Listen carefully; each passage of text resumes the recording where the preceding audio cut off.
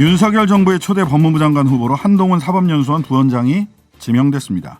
민주당은 대국민 인사 테러, 검찰공화국 선언이라고 표현하면서 검찰개혁 입법 추진을 더 서두르는 모습인데요. 오늘 법제사법위원회에서도 논란이 더욱더 증폭되는 모양새였습니다. 국회 법사위 소속 더불어민주당 김남국 의원과 이 상황 관련한 이야기 나눠보도록 하겠습니다. 안녕하세요. 네, 안녕하세요. 안산 단원을 김남국입니다. 네, 목소리가 힘차시네요. 법사위에서 좋은 네. 결과가 있었습니까?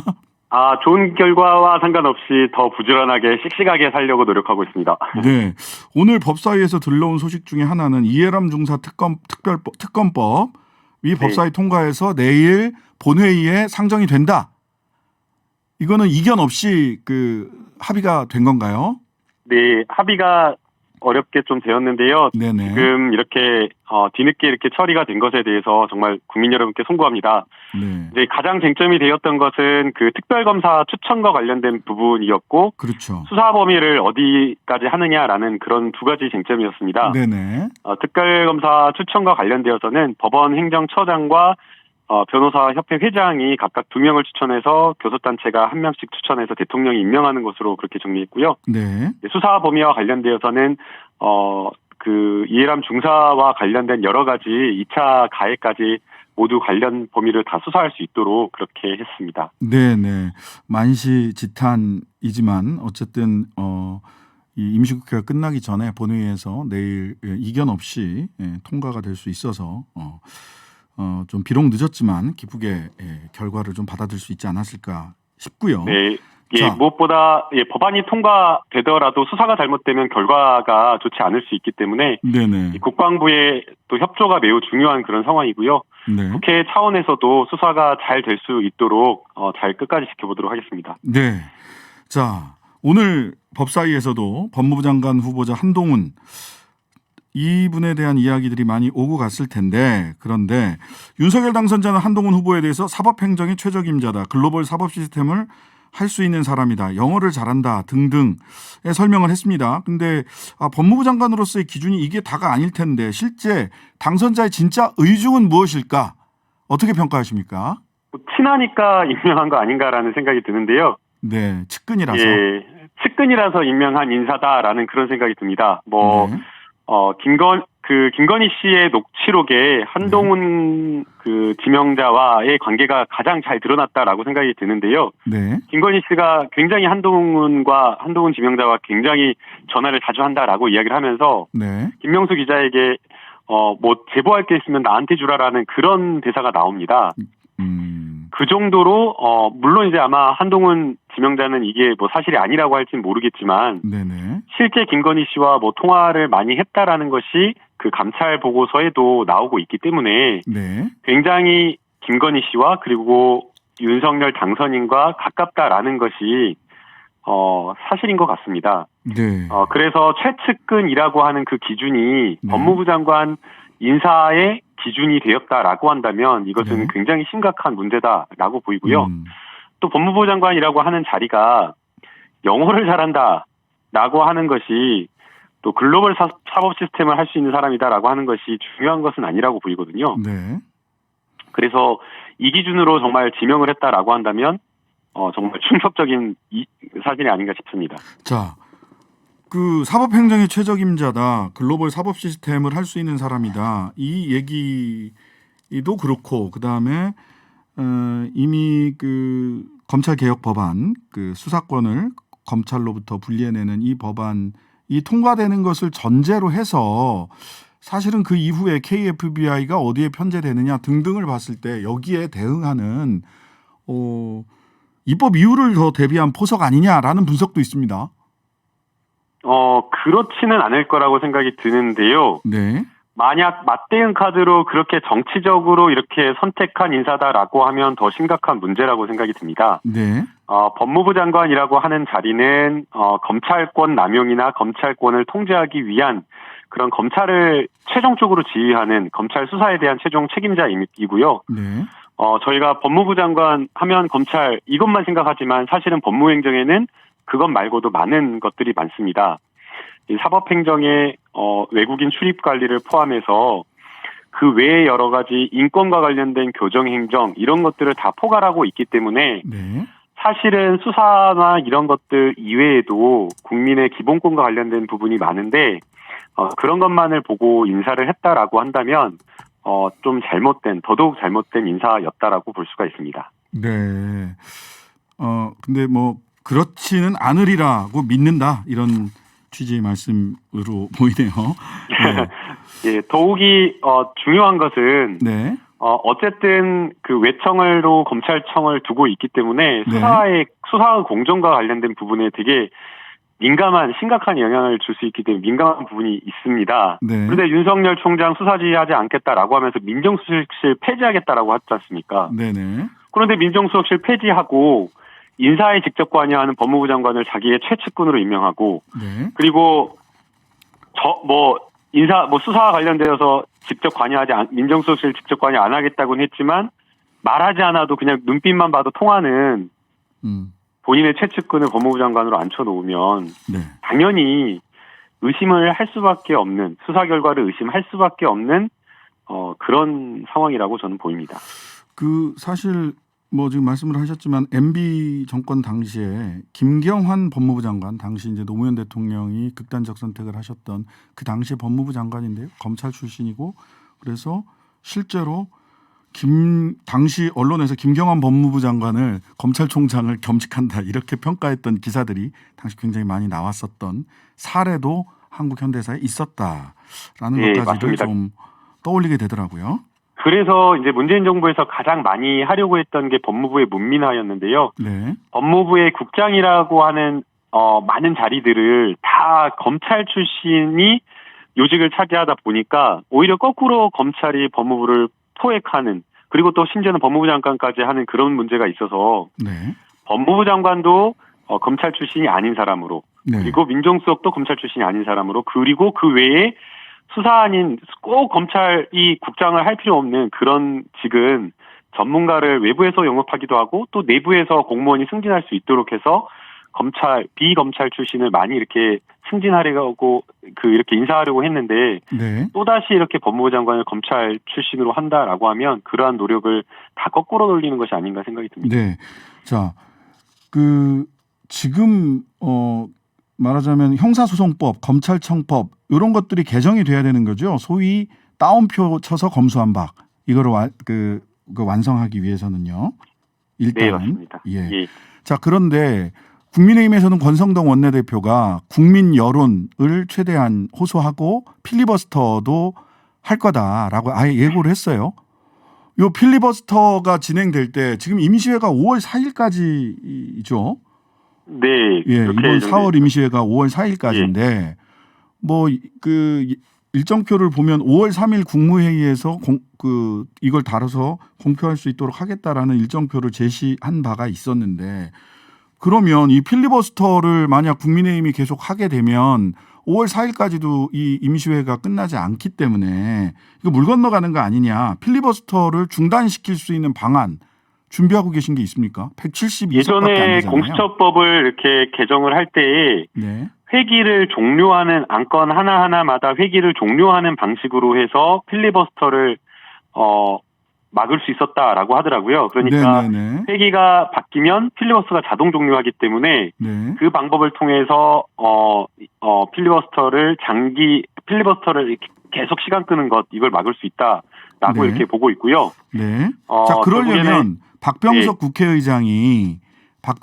국회의장이 이 회기 종료 안건 그다음에 임시회를 다시 소집하는 안건 이런 것들이 다 상정을 해야 될 텐데 지금 예. 원내 지도부와 민주당 원내 지도부와 박병석 국회의장 간에 그러한 협의는 충분히 진행되고 있는 건가요? 네, 원내 지도부가 충분하게 협의를 하고 있는 것으로 알고 있고요. 네. 또 이제 국회 사무처 이렇게 좀 확인을 해보니 국회의장님께서 또 이렇게 외국으로 이렇게 출국 네. 일정이 잡혀 있는 것으로 또 4월 알고 있어서 23일 날 출국하신다고 하던데. 예. 또 그렇게 되면 의사권을 또 넘기고 가시는 것으로 알고 있기 때문에 의사권을 부의장에게. 네, 근데 의사권을 넘기고 가면서 절대 의사 일정 협의해 주지 말아라. 예. 이렇게 하시지는 않을 것으로 생각이 됩니다. 그러면 그래서 지금 부의장님이 김상희 부의장 부의장하고 정진석 부의장이신가요? 네. 부의장 두 분이시죠. 그래서 그거는 이제 뭐 의장단과 뭐 국회의장과 충분하게 아마 원내가 상의하고 있지 않을까 생각이 듭니다. 출국을 하시더라도 부의장에게 사회권은 어차피 넘어가게 돼 있으니까 부의장들 차원에서 김상희 부의장 내지는 정진석 부의장님 차원에서 이거는 회기와 관련된 안건은 처리할 수도 있다.